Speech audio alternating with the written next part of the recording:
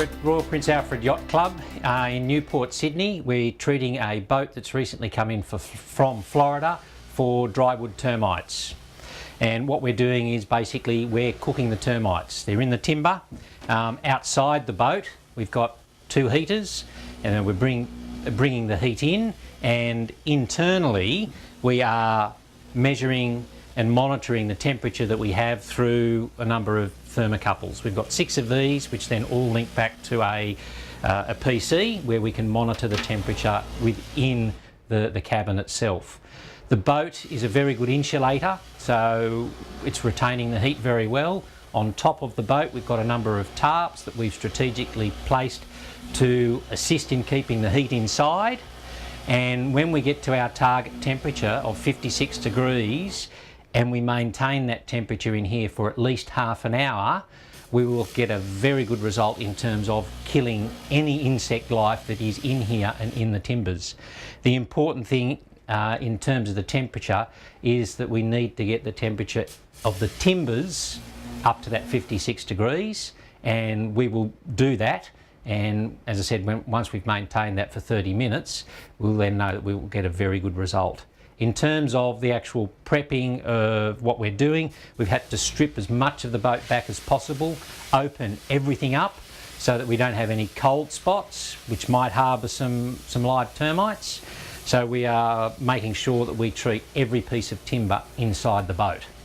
We're measuring the temperature through a number of thermocouples. They are quite a simple device, basically 2 wires inside the thermocouple.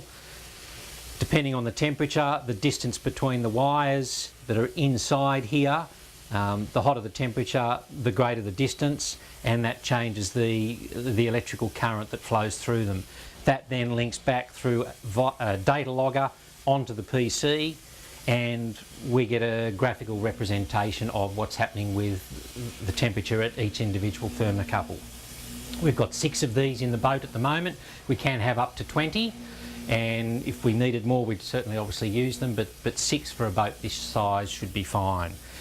We've previously done work for quarantine down at Port Kembla, where we've treated over 500 cars and probably 50 semi-trailers and a number of bits of agricultural machinery that came in when they had the brown marmorated stink bug a couple of seasons ago.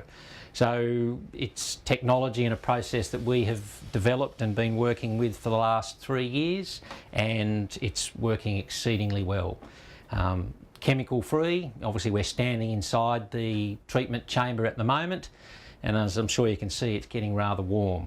The other important thing in terms of heat, and it doesn't specifically apply to termites but to all other insects that we're treating, is that it will kill the eggs, the larval stage, the pupal stage and the adult. So we get a kill of all life cycles or life stages of the insect. So that's a very important thing in terms of heat. The collateral damage is very, very minimal.